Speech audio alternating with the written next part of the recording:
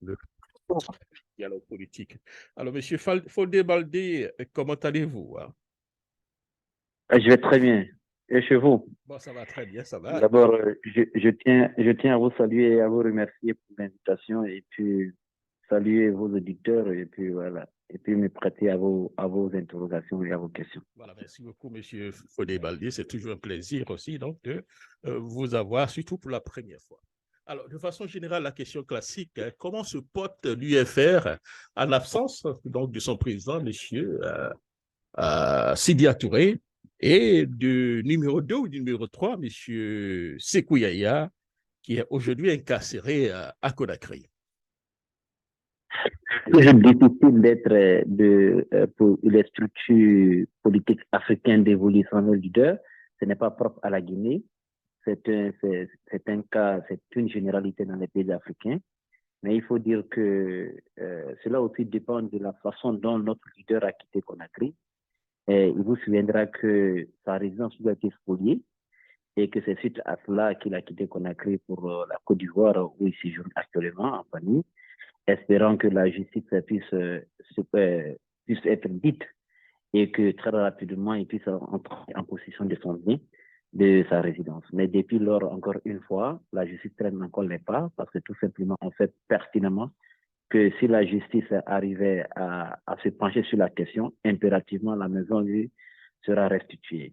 Donc le parti, encore une fois, nous avons notre secrétaire exécutif qui est injustement arrêté et qui a passé plus de 3 mois à la maison centrale, à la prison, et qui malheureusement est tombé malade et il a été demandé après les visites médicales qu'il soit évacué du côté de la Tunisie. Et c'est suite à cela qu'il a bénéficié d'une liberté provisoire et avec une ordonnance d'évacuation sur la Tunisie où il est actuellement pour ses soins.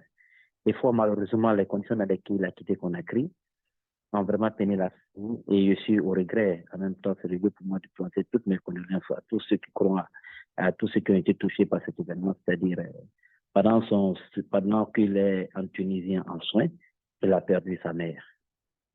Il a perdu sa mère.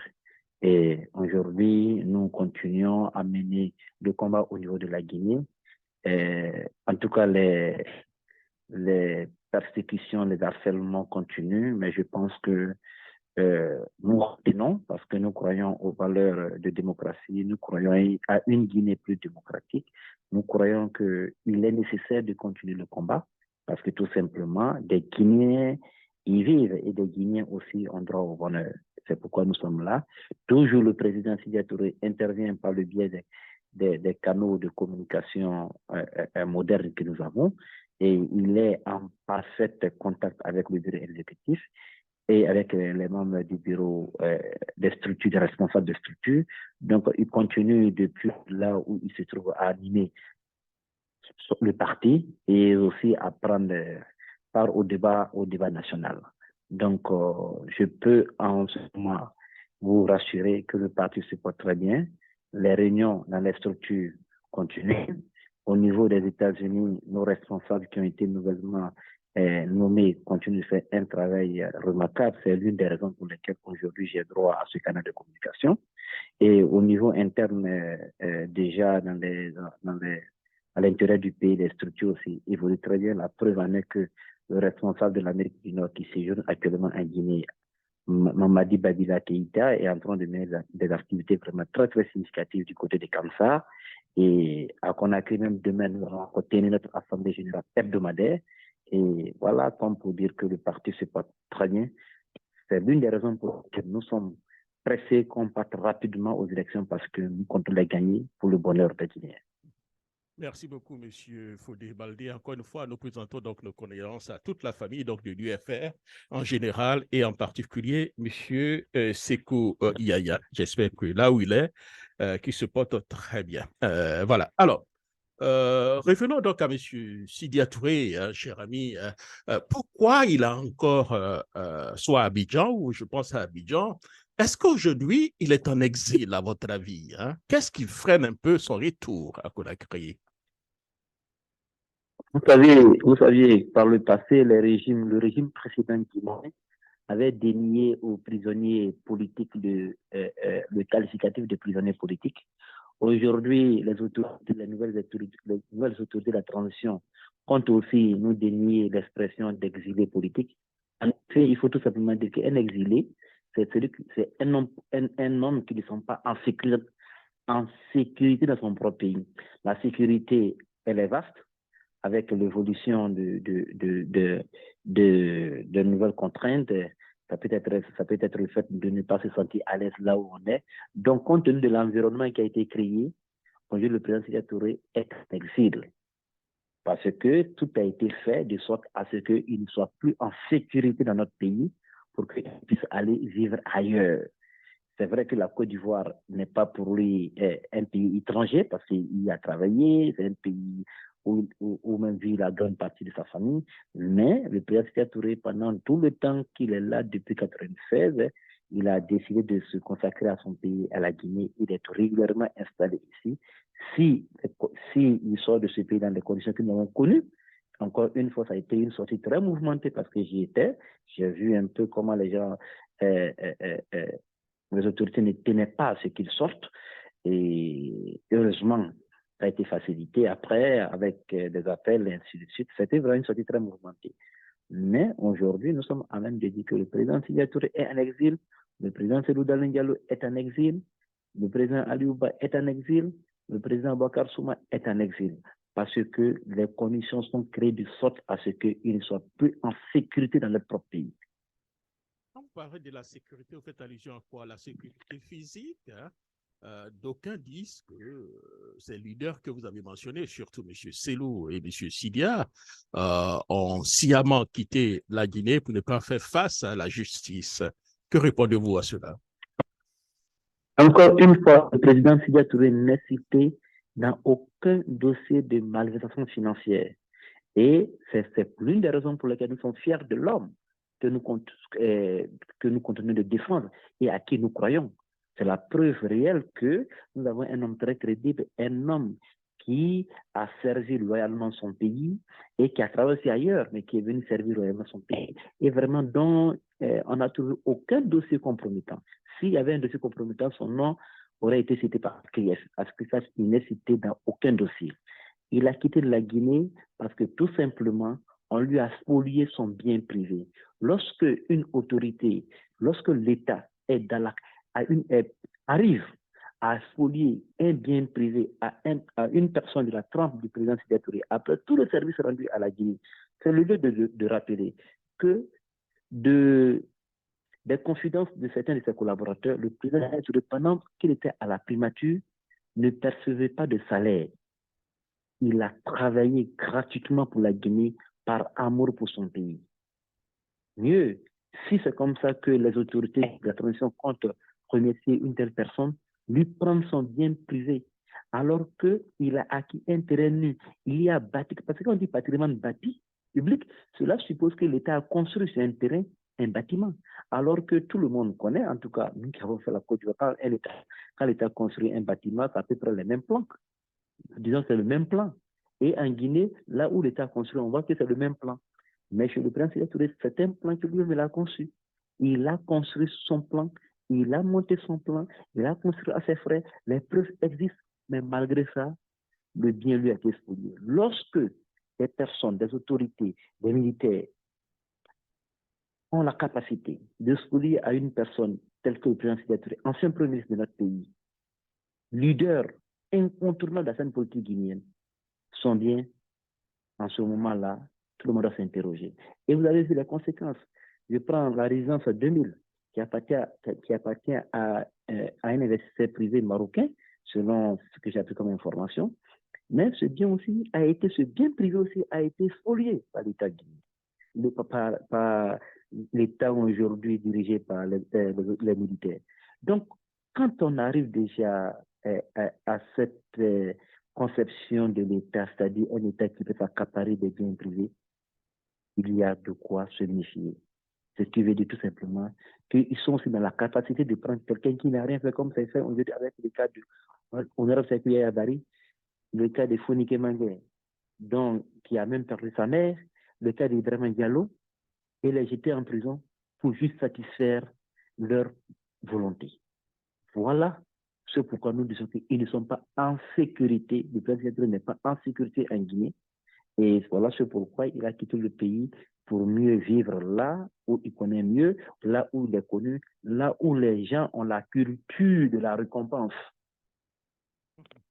à la Côte d'Ivoire. Effectivement, il est très admiré et très respecté en Côte d'Ivoire. Vous avez parfaitement raison. Alors, le parti que vous avez mentionné tout à l'heure, il s'active en même temps pour défendre un peu leurs droits.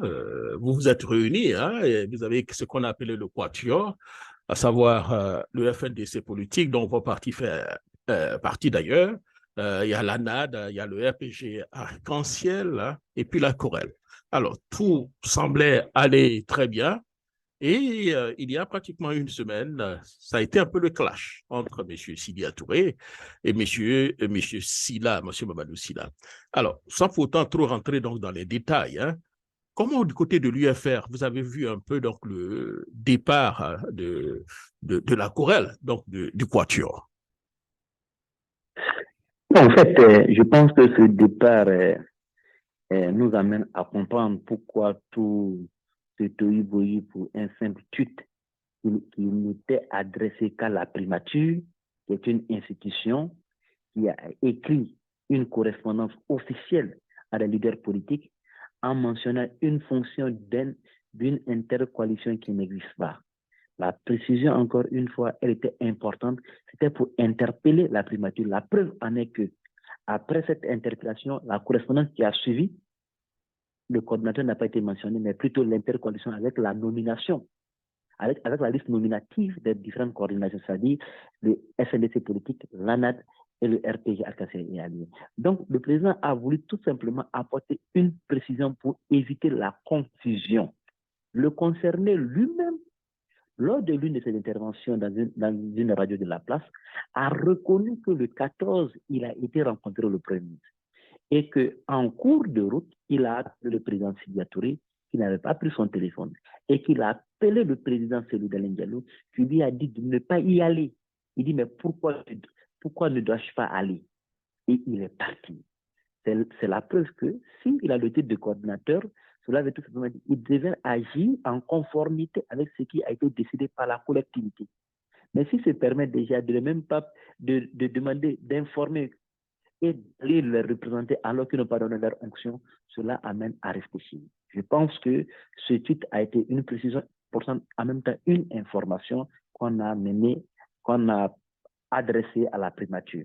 Mais je pense que certains avaient d'autres penchants en voulant avoir ce titre-là pour des fins dont on ne sait pas, mais qui s'est révélé au grand jour.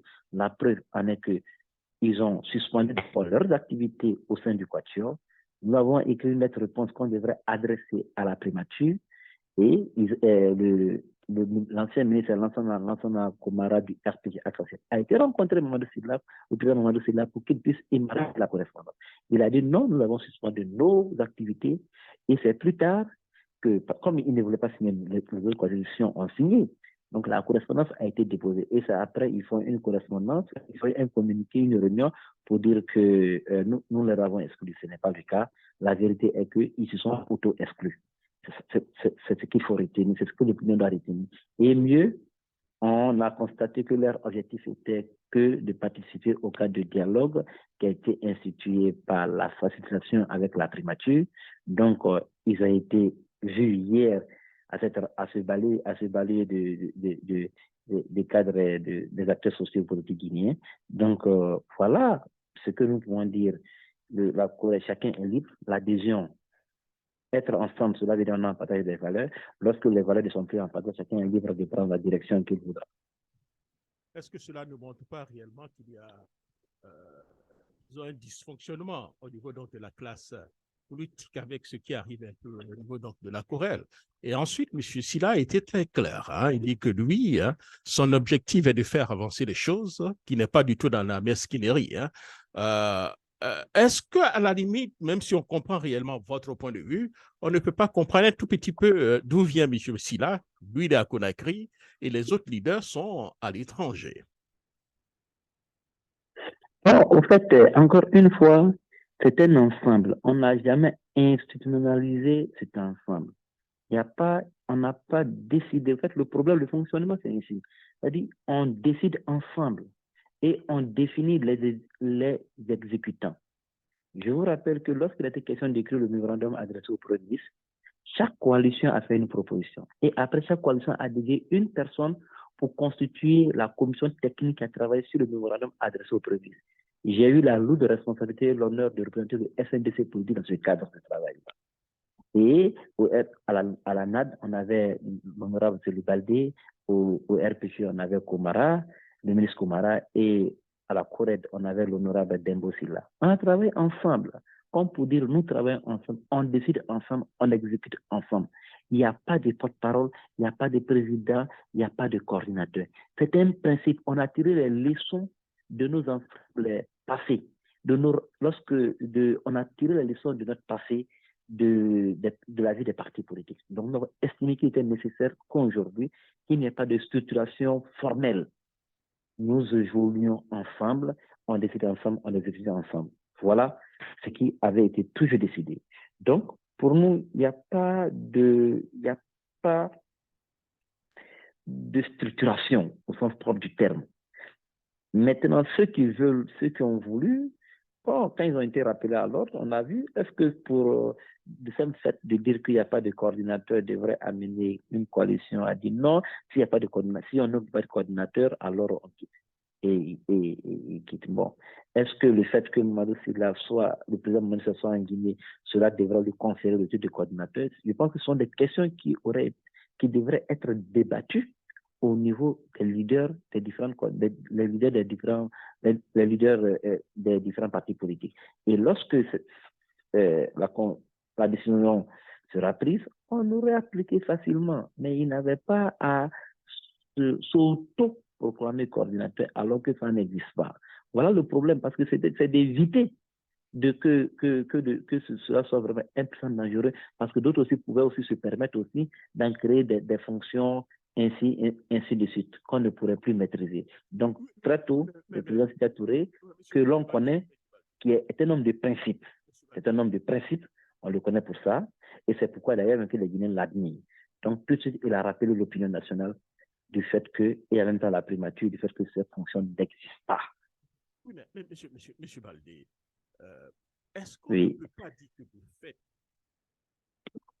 Mamadou Sylla est le coordinateur dans la mesure où la NAD est représentée avec le grand parti, M. Sékou Diallo, lui-même l'avait dit tout à l'heure, est en exil.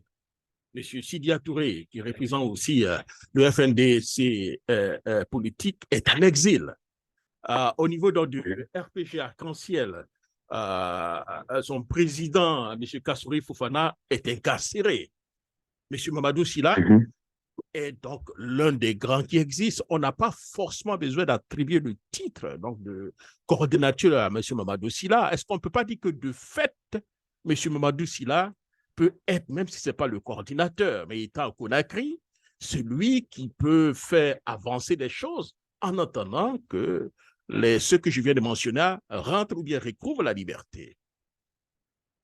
Si on passe sur ce principe, je pense que plusieurs fonctions pourraient être créées. Je pourrais moi aussi revendiquer le fait que je suis celui qui saisit chaque fois, les correspondances. Donc, je suis le secrétaire permanent du Quatuor. Non. Ainsi, on aurait créé plusieurs fonctions. Je pense que la logique, le vivre ensemble aurait voulu, et même la cohésion de l'équipe aurait voulu. Si une telle idée arrivait à émerger, il faut en discuter avec ses pairs, de sorte à trouver un consensus, et on aurait vraiment faire l'économie de tout ça. Mais si ce n'est pas débattu, si ça n'a pas été débattu, ça n'a pas été défini de façon consensuelle, accepté que par principe de notre organisation, que des gens s'offusquent, que des fonctions soient créées, et même pas créées, attribuées, parce que c'est pas créé. Et parce que c'est pas créé, donc attribuées. Comprenez, acceptons qu'on accepte de vivre. Si on veut vivre ensemble, acceptons de respecter les principes. Donc, le principe était que de telles fonctions ne devraient pas exister et n'existent pas. D'accord. Alors, Revenons rapidement donc au dialogue national. Il nous reste très peu de temps. On a beaucoup de choses à dire, mais très peu de temps réellement. Alors, vous ne participez pas au dialogue national. Là, vous aviez dit que vous n'êtes pas au dialogue politique. Vous aviez dit que vous n'êtes pas concerné, alors que vous aviez été invité ou sollicité. Pourquoi vous ne vous sentez pas concerné?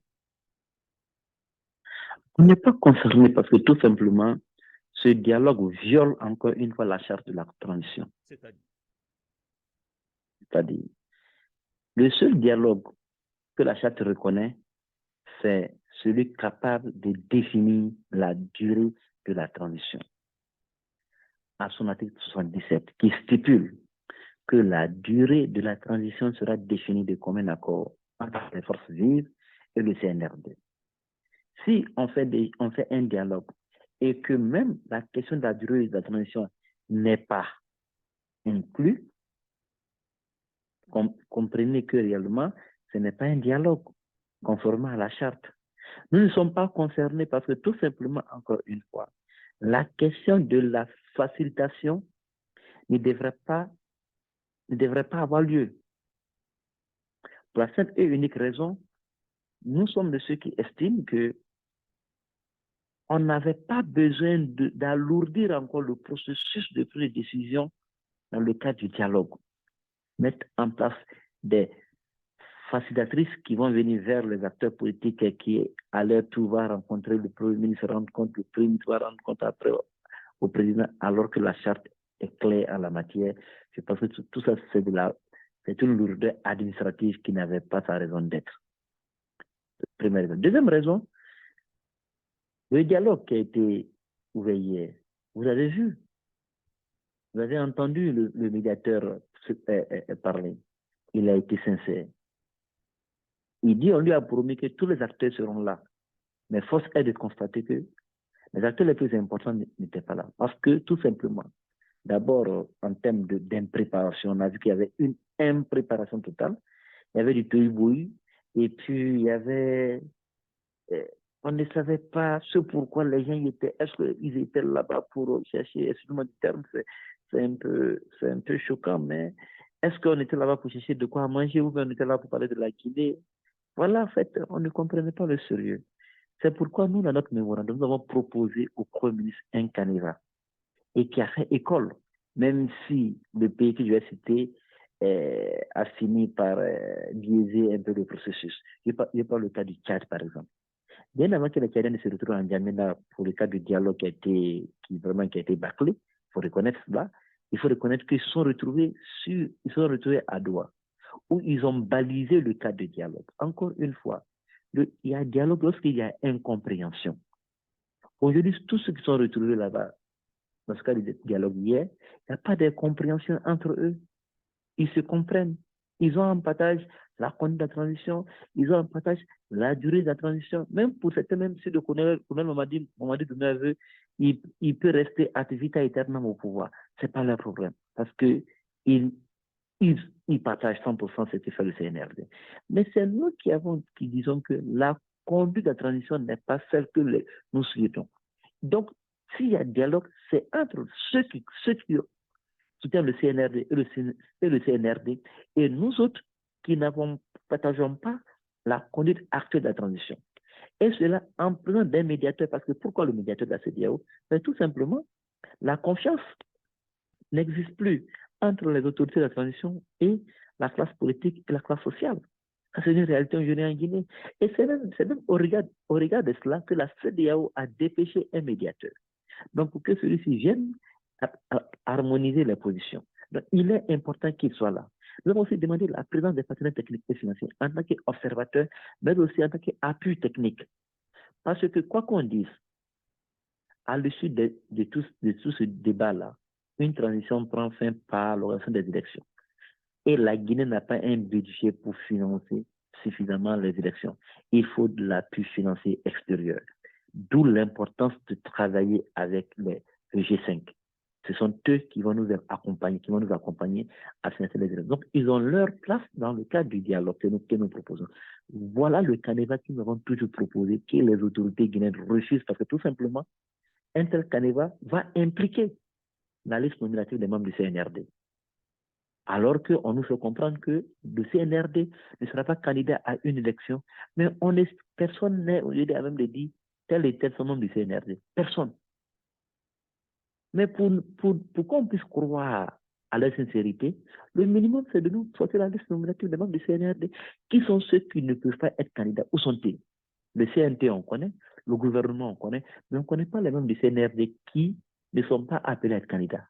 Oui, mais M. Baldé, est-ce Donc, que là vous ne demandez pas un peu trop, puisque vous étiez demandeur du dialogue? Avant l'institution donc, du dialogue, vous étiez demandeur.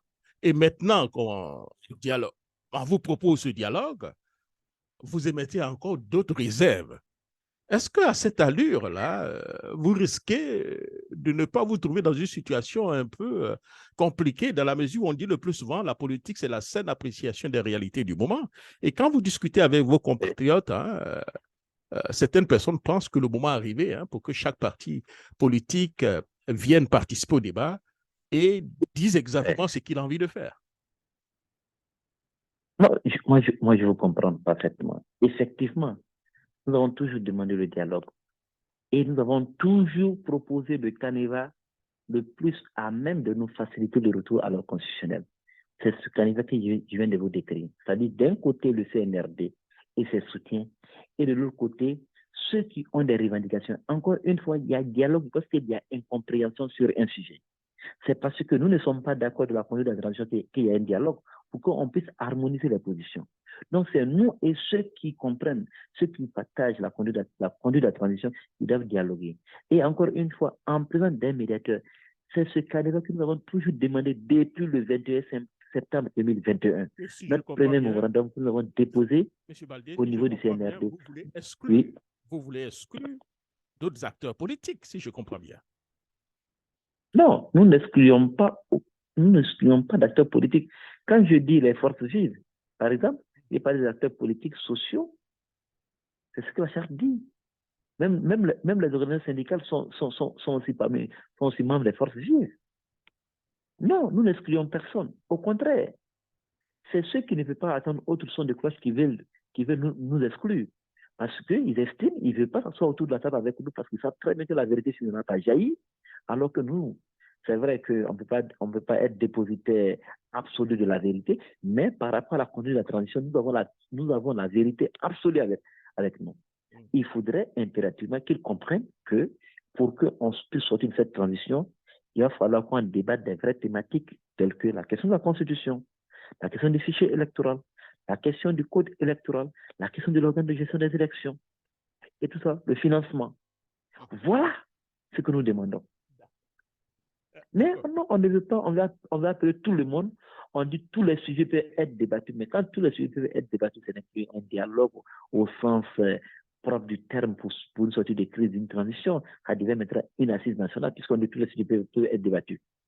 D'autres viendront là-bas pour des questions infrastructurelles, d'autres viendront là pour les questions disons, encore une fois, on peut amener tous les sujets, alors que pour le dialogue que nous appelons de tous nos jeux, le dialogue pour la sortie des crises, de cette transition, c'est un dialogue précis dont la finalité, c'est comment organiser les élections pour remettre le pouvoir aux civils.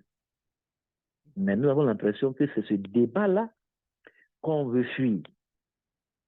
Et on croit gagner du temps en faisant ces différentes rencontres. Je vous rappelle que ce n'est pas la première fois que les Guinéens de cette obédience, parce que c'est comme ça que je peux les qualifier, de cette obédience CNRD se rencontrent. Ils en ont fait par le passé, mais quelles ont été les conclusions? Les conclusions n'ont servi à rien, parce que tout simplement, ils se sont entendus. Ça devient, excusez-moi du terme, ça devient du monologue. Mais vous ne pensez pas que parce qu'ils s'entendent. Vous ne pensez pas que votre attitude va non seulement prolonger la période de la transition, puisque normalement cette période devait déjà commencer en janvier, mais à ne pas vous comprendre maintenant et ne pas participer au débat, cela risque encore de prolonger. Donc, si vous voulez cette transition, vous ne voyez pas la chose de cette manière, hein? Non, moi je pense que en fait, c'est très simpliste de penser ainsi, croire que le fait que nous nous comportons ainsi. En fait, il y a un principe. Soit on s'engage en politique pour le respect des valeurs, soit on s'engage en politique pour des intérêts personnels. Nous sommes engagés en politique pour le bien des Guinéens, avec comme leitmotiv le respect des principes et des valeurs. Nous estimons que si une charte, si la transition de CNRD s'est assignée une charte, donc il est tenu, la gente, elle est tenue de la respecter, de respecter cette charte-là. Donc nous sommes adossés au droit, peu importe le temps que ça va prendre, mais c'est encore aussi ce que nous voulons laisser aussi à la postérité, comme leçon de vie politique. Il ne faudrait pas qu'on prenne la politique comme oui, non, ils ont été mis dans des conditions difficiles. Après, non, ils ont tout abandonné, toutes les valeurs et se sont alignés derrière les Américains. Non. Nous disons encore une fois, respectons les valeurs, respectons les principes. Je pense que ça serait le plus beau cadeau que nous pouvons céder à la génération future. Voilà, merci beaucoup, M. Foldé Baldé. Rapidement, avant de vous laisser partir, mon cher ami, on va prendre peut-être une question ou deux. Pas de commentaires, posez vos questions rapidement. On aura la possibilité donc d'engager le débat tout à l'heure. On va aller du côté de M. Alpha Barry, hein, qui lui est coordinateur, l'un des coordinateurs du FNDC au niveau des États-Unis d'Amérique. Rapidement, M. Alpha Barry, pas de commentaires. Si vous avez une question pour M. Foldé Baldé, allez-y rapidement. Merci beaucoup, M. Jacques Rogesso. Je dis bonsoir à mon frère Foudé Baldé. Et j'ai personnellement pas de questions et je ne peux que remercier mon frère et puis l'encourager à continuer à œuvrer dans la persévérance face au régime meurtrier de Conakry. Merci beaucoup, M. Jacques. Voilà, merci beaucoup. Donc, Alpha Barry. On va aller rapidement du côté de New York, hein, prendre M. Sidibé. Je ne demande pas de commentaires rapidement. Oui, merci beaucoup, M. Jacques. Bonsoir, M. Baldé. M. Baldé, merci beaucoup d'avoir répondu à notre question. Mais, M. Baldé, j'ai l'impression que vous avez dit que M. Sibia aujourd'hui est sorti parce qu'on l'a retiré sa maison. Je vous écoute très bien. Si on vous écoute, votre accent n'est pas un accent guinéen. Vous le savez très bien. Quand on a appelé le feu, Félix au feu Boigny, père son âme, quand il a rappelé le président Draman Ouattara en tant que premier ministre, la maison qu'au feu lui a donnée pour l'accueillir en Côte d'Ivoire. Est-ce que M. Alassane Ouattara a fait de la manière qu'il a fait en Guinée? Je ne sais pas si je comprends trop bien. Je vous remercie. Monsieur Foudé, est-ce que vous comprenez sa question, M. Baldé? Oui. Mais je ne sais pas ce que le président Alassane Ouattara a fait de cette maison, mais je voudrais tout simplement rappeler à mon frère que le président Sékou Touré n'a pas trouvé de maison construite. Le président Sékou Touré a acheté un terrain nu à la Guinée, à l'État guinéen. Encore une fois, il faut préciser, à l'époque, toute la terre appartenait à l'État. C'est lorsqu'il y a eu le coup d'État de 84, lorsque le général Lassana Conté est venu aux affaires, que la Guinée s'est dotée de son premier, encore une fois, son premier code domanial foncier en 92, que des biens publics les biens publics ont été scindés en deux. Les biens publics de l'État et les biens privés de l'État qui sont accessibles partout au monde. C'est-à-dire que c'est des domaines qui appartiennent à l'État que l'État peut vendre. Si l'État se trouve dans une position pour renflouer les caisses de l'État. Le domaine où le président Touré a construit sa maison, c'est un domaine privé de l'État. C'est-à-dire que c'est accessible. Au moment où je vous parle, vous pouvez emmener des gens pour enquêter. Derrière la résidence du président Touré, d'autres sont en train de construire. On ne sait pas c'est qui. Bon, mais les gens savent. De ce domaine-là a été acquis. Mais je vous pose une seule question.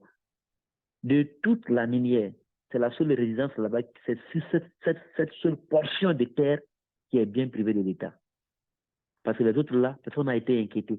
Personne n'a reçu une seule convocation. Non, soyons sérieux. Mieux, l'affaire a été portée à la justice. Mais pourquoi refuse-t-on que la justice tranche de cette affaire? Parce que tout simplement, on sait que si on dit le droit sera aux côtés du président Sékou Touré. C'est si bien que ça. Et je vous rappelle que le ministre de l'administration du territoire, M. Mori Kondé, l'avait dit à Zéro Corée, à une question qui a été posée par rapport au domaine du président Sékou Touré. Il dit, même si la justice arriver à lui rendre sa maison ou à dire le droit, eux, c'est-à-dire lui et le CNRD, ils feront tout pour récupérer ce bien-là pour besoin d'utilité publique. Parce qu'il y avait déjà une volonté manifeste d'humilier un homme qui a servi loyalement son pays, espérant ainsi l'humilier, mais je pense qu'ils ont plutôt créé de l'empathie envers les Guinéens, et de l'empathie des Guinéens envers ces deux leaders. Nous étions là lorsqu'ils étaient venus récupérer la clé. Les vidéos circulent encore sur la toile. Vous pouvez juger, est-ce que c'est pour juste seulement récupérer une clé que le chef d'état-major général des armées, le haut commandant de la gendarmerie nationale, tout ce que vous pouvez imaginer comme armement, descendent pour récupérer une seule clé d'une villa. Je pense qu'il y avait d'autres intentions. Heureusement, le président a eu de la hauteur. Il avait demandé les jeunes qui avaient campé chez lui la nuit, il leur a demandé de rentrer. Il ne veut pas. Il dit la vie du Guinéen est plus précieuse pour lui que cette villa-là. Et chacun est rentré. Donc, je voudrais rassurer mon compatriote pour dire que le domaine qui a été spolié au président Touré, le bâtiment a été construit par le plan d'abord a été fait par le président Touré. Le bâtiment a été construit. Je peux lui-même, s'il peut m'envoyer son mail, je peux lui envoyer toute la documentation de l'acquisition du terrain, l'arrêté, le versement au trésor pour l'acquisition du terrain, le plan cadastral et même les factures de la société qui s'est chargée de la construction de la maison. Parce que je vous rappelle que la maison avait été pillée en 2008. Après l'histoire du 28 septembre, le 29 septembre 2008, les gens aussi ont été là-bas piller la maison. Donc la maison avait été refaite encore, même cette facture encore existe. Nous avons les preuves irréfutables de cette propriété du président Sékou Touré. Voilà pourquoi, encore une fois, la justice traîne les pas.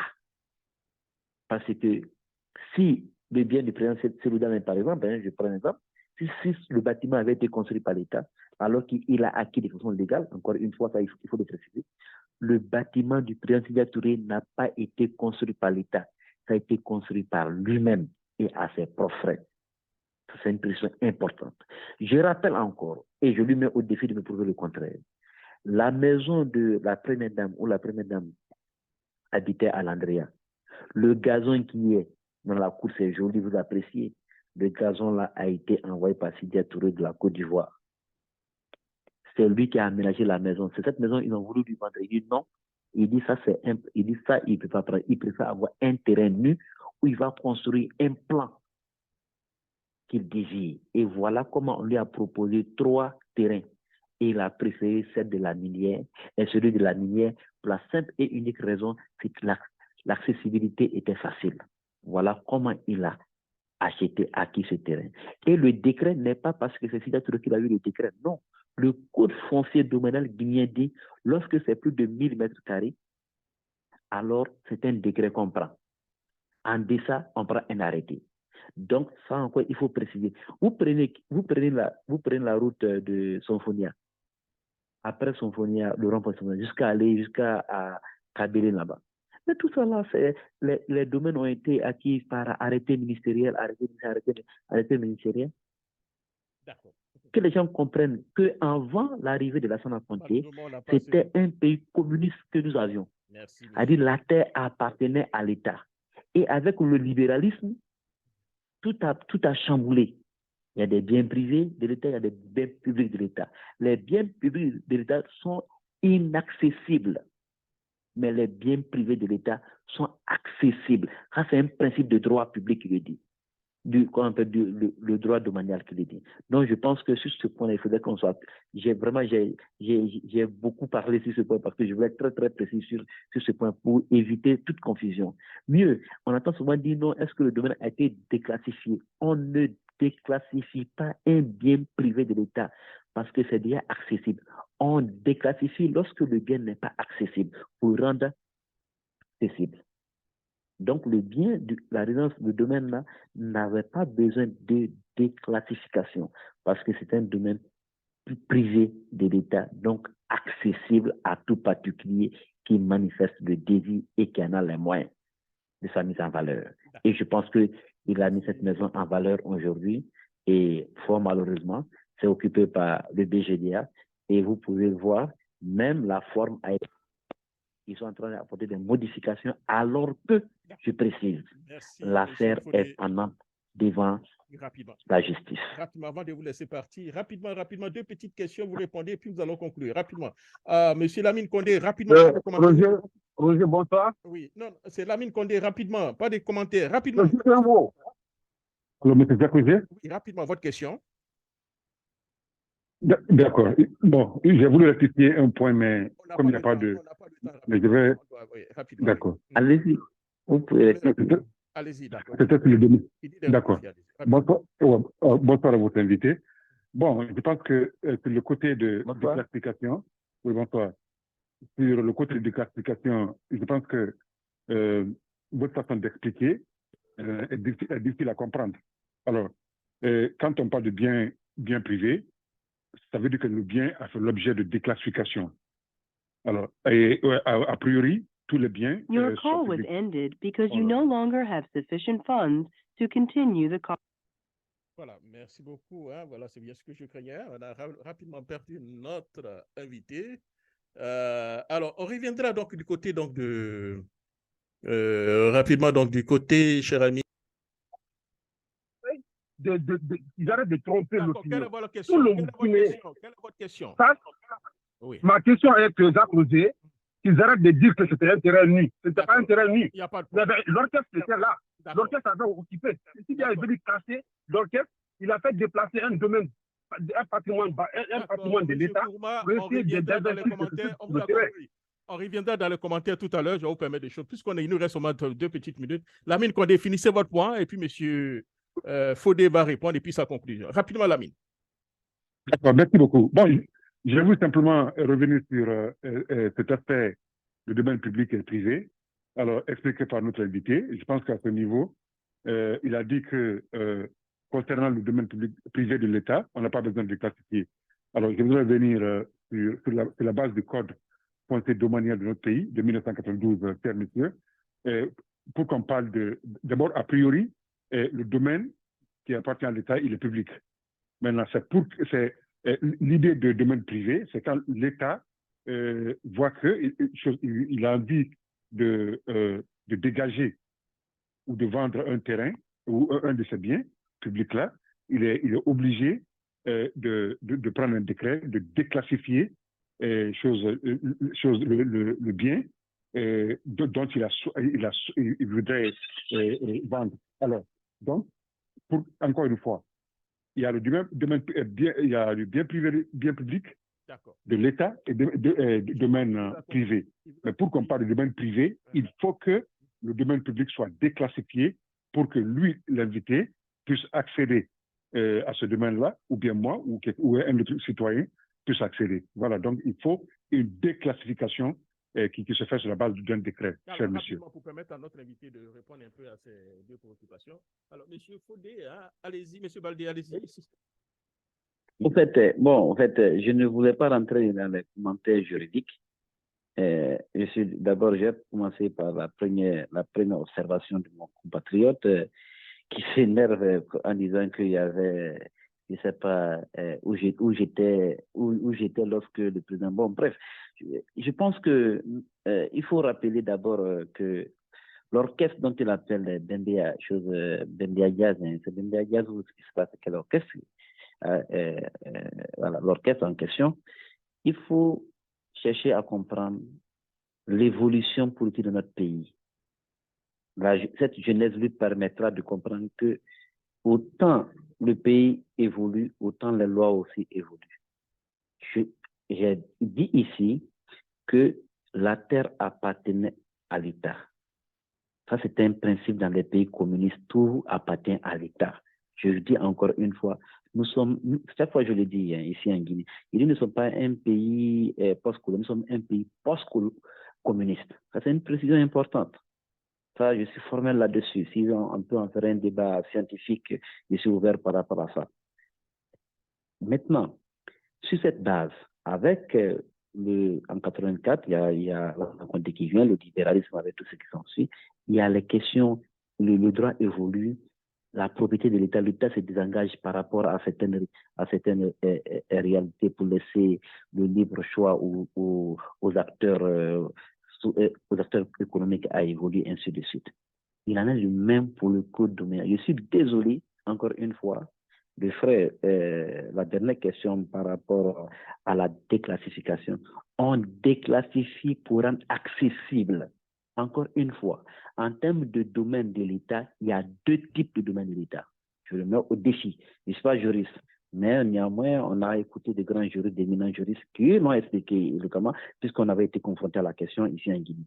Il y a deux domaines de l'État. Il y a le domaine privé de l'État et le domaine public de l'État. Le domaine public, c'est-à-dire il y a une insistance d'avoir le domaine de l'État, c'est-à-dire public. Le domaine public de l'État, c'est-à-dire c'est un domaine qui n'est pas, c'est inaccessible. C'est-à-dire l'État, quel que soit l'État qui est là, c'est-à-dire on ne peut pas, un particulier ne peut pas se l'approprier, l'État ne peut pas vendre. C'est-à-dire ça c'est des garde-fous que l'État même a mis si c'est bien là pour ne pas qu'on puisse les toucher. Mais le domaine privé de l'État, c'est accessible. Ça, c'est même pas un débat. C'est accessible et la forme est connue. Voilà, je lui donne même l'exemple, même Symphonie à rond-point jusqu'à Kabylie là-bas, il peut faire des recherches là-dessus, demander des experts dans le domaine, dans le droit domanial, ils pourront lui donner toutes les explications nécessaires. Maintenant, bon, moi je pense que j'ai répondu aux deux questions qui m'ont été posées. D'accord. Alors, merci beaucoup, cher ami. Allez-y pour votre mot de fin. On aura la possibilité de vous avoir une autre fois. Il se fait très tard pour la grille. Votre mot de fin. Mon mot de fin, c'est d'abord remercier tous ces Guinéens qui prennent le temps de nous écouter. C'est vrai que j'ai une personne qui a été très dure à mon égard. Vous l'avez tout à l'heure dit d'arrêter. Mais en fait, ce sont des réactions que nous comprenons. Parce que ça montre vraiment leur volonté.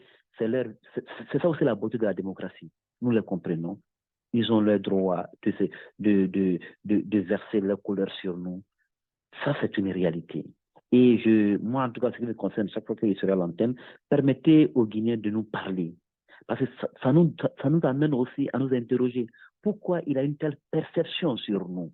Ça peut nous amener à mieux comprendre les choses, peut-être les choses que nous négligeons, que nous pouvons désormais prendre en considération.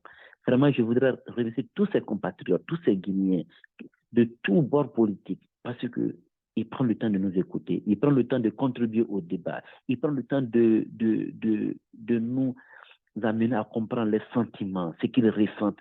Ça prouve à suffisance, malgré le fait qu'ils soient aux États-Unis dans des conditions vraiment que tout jeune Guinéen, tout Guinéen rêve d'y être, ils sont préoccupés par notre pays. À ces Guinéens-là, je voudrais dire merci. À ces Guinéens qui ne dorment pas, qui se battent pour venir investir dans notre pays. À eux aussi, je voudrais dire merci. Et encore à vous, M. Jacques Roger. Vraiment, tous mes remerciements, sans toutefois oublier notre grand militant, Aboubacar Diaby, qui a facilité vraiment ce contact. Et j'ose croire que ça ne serait pas ma dernière intervention. Et je suis ouvert, disposé à échanger avec mes compatriotes guinéens parce que nous avons besoin de leur passer nos messages. Nous aussi, nous sommes tenus de les écouter pour comprendre aussi ce qu'ils ressentent et leurs préoccupations pour notre pays. Je vous remercie. Voilà, merci beaucoup, cher ami. Et surtout, portez-vous bien. Hein? Vous aviez dit que c'est votre premier baptême. On aura la possibilité de vous avoir régulièrement pour faire passer votre message. Et la prochaine fois, vous allez avoir one avec nos auditeurs qui sont très nombreux. Il y a beaucoup qui veulent vous poser des questions. Ça sera une autre fois. Il serait disponible. Merci infiniment. Voilà, merci. Surtout, portez-vous bien. Au revoir. Merci.